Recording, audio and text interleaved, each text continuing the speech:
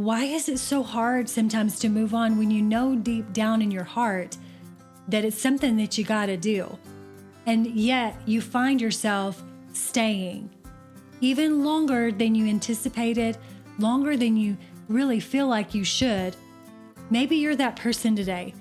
Maybe you're in a relationship. Maybe you're in a job situation. Maybe you're in a mindset and you know that it's time to move on, but you just don't know how. Well, I want to help you today. I've got some keys that I feel like are reasons why people stay longer than they should. And I want to help you with those keys today. Keep watching because I believe that this episode is going to help you today.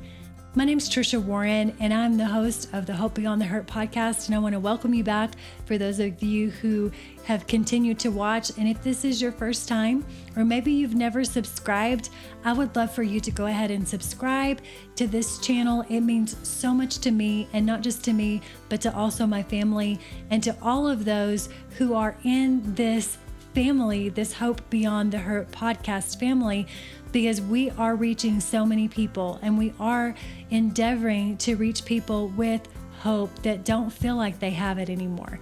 And so that's really my heart. And so go ahead and click that subscribe button. That would mean so much to me. Thank you so much.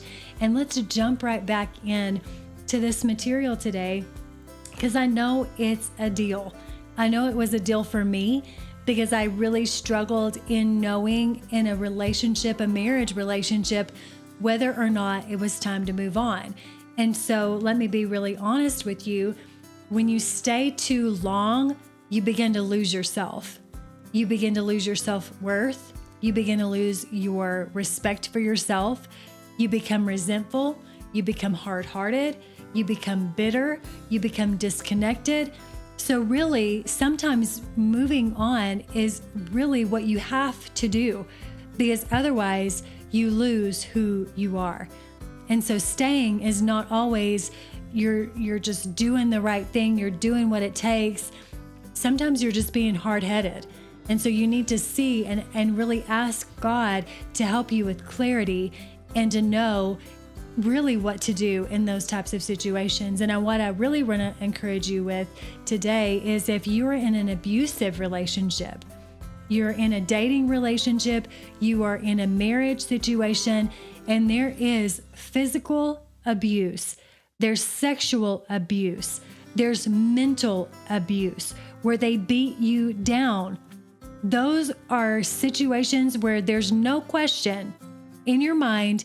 You need to know you need to get out. You need to move on. When I'm talking about moving on, these are serious situations that I'm discussing today, but abuse is not one of those situations where you consider whether or not you're going to stay or go. So, I want to talk to you about some reasons why I believe that people find it challenging to move on. Number one is fear of change.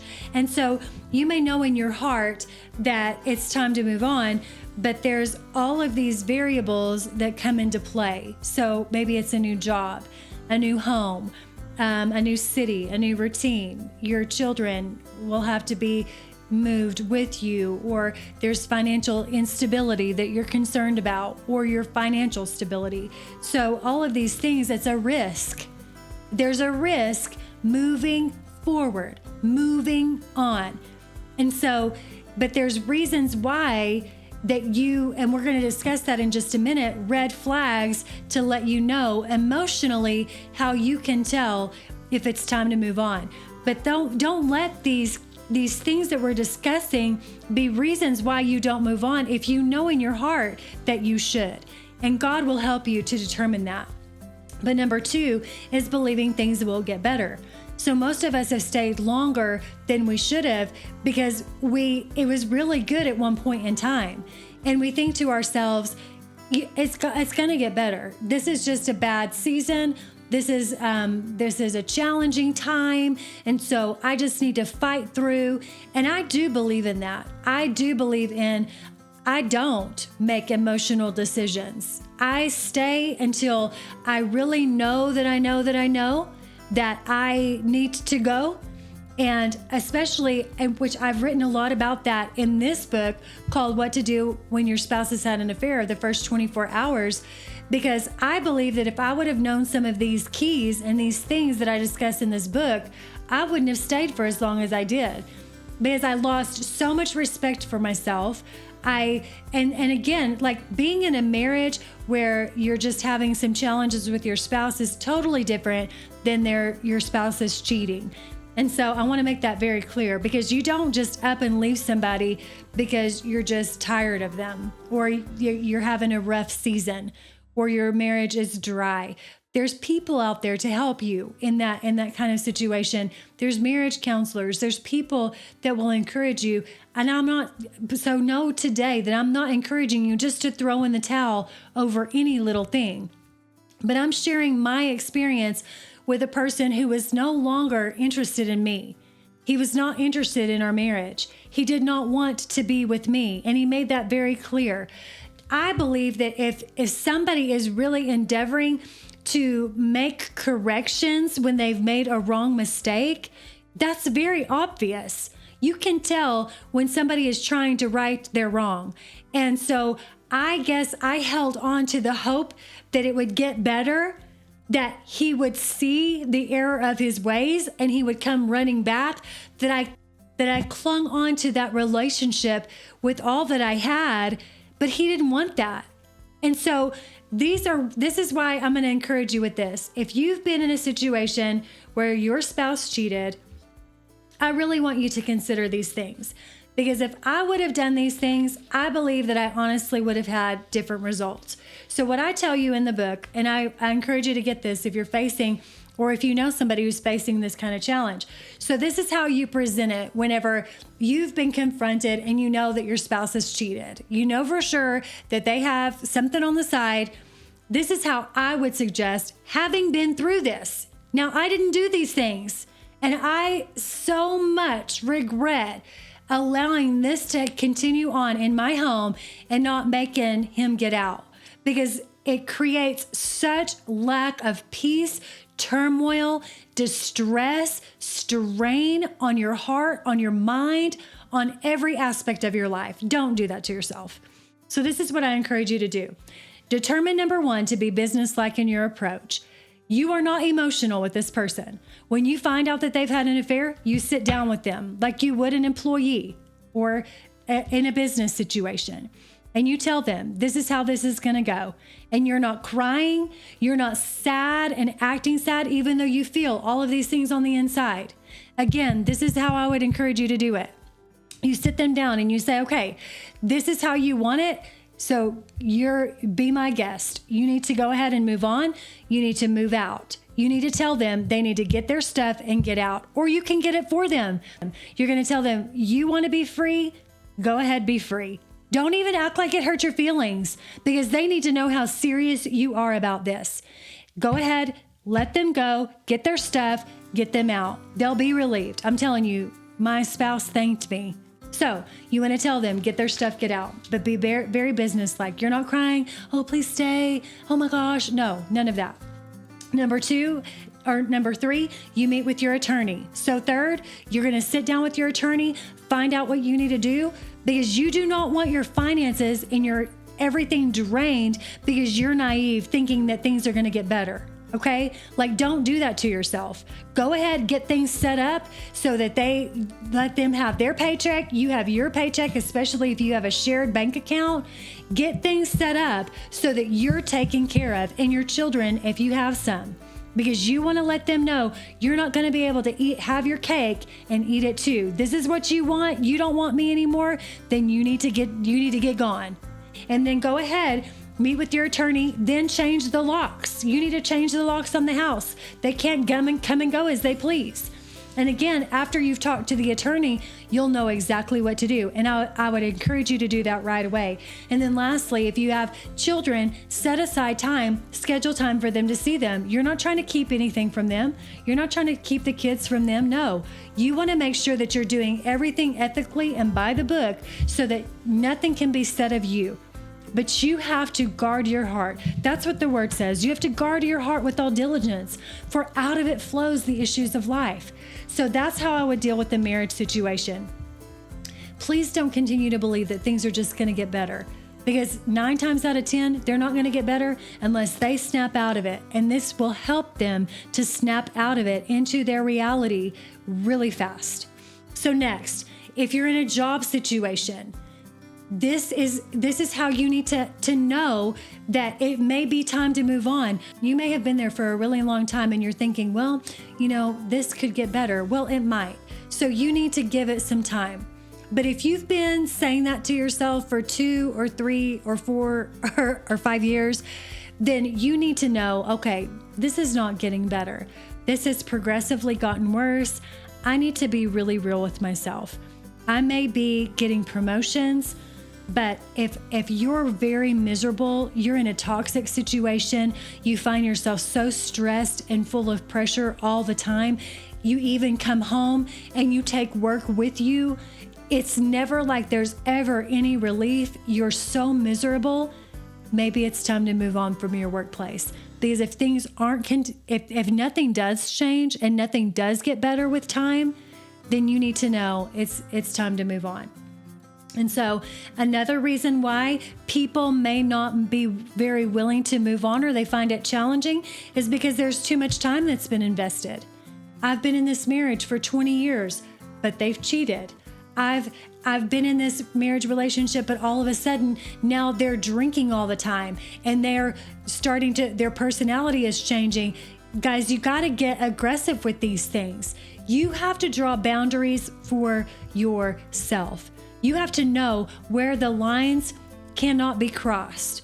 You need to know for yourself, okay, when this starts to happen, I need to be ready to make some changes.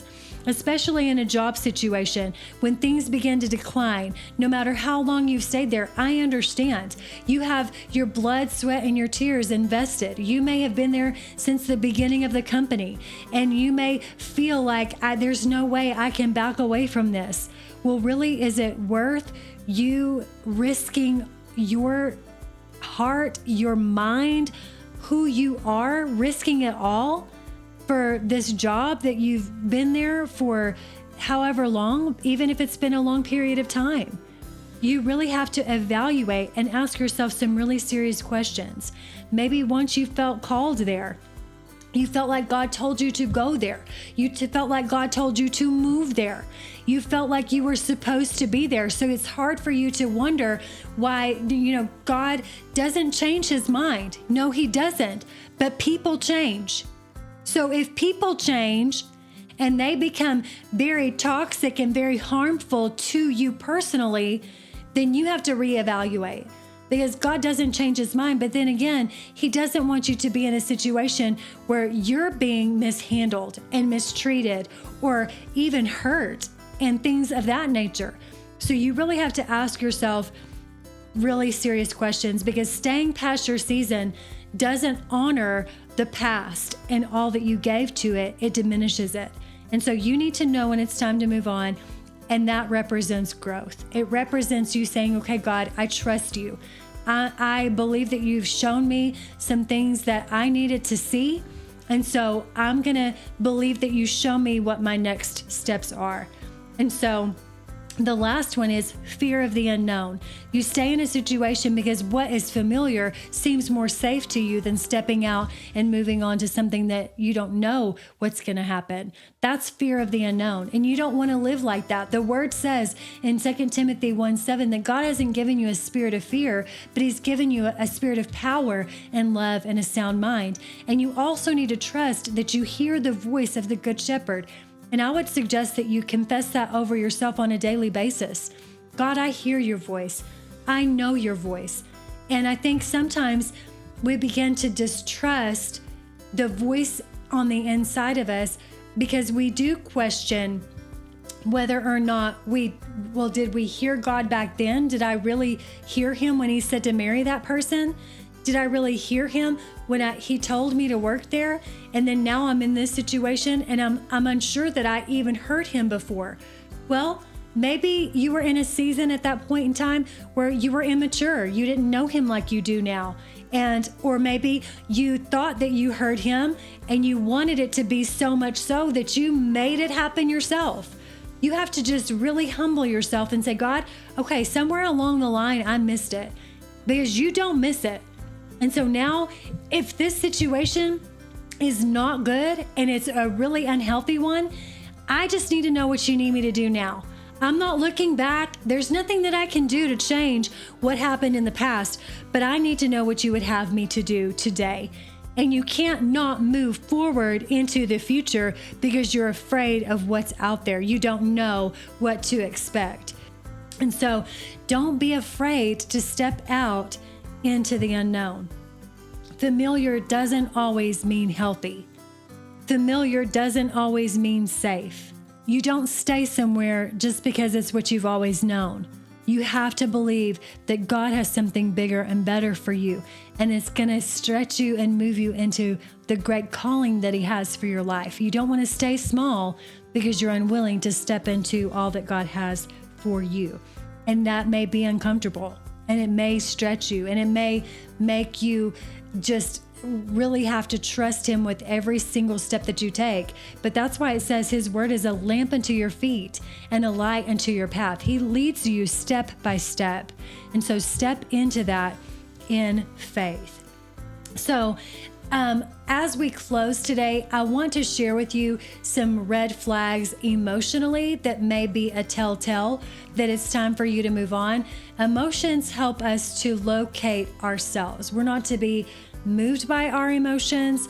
We're not to live by our emotions, but emotions help us to locate ourselves and to help us to know their markers. They're things that let us know, hey, this is a sign. I'm trying to help you out.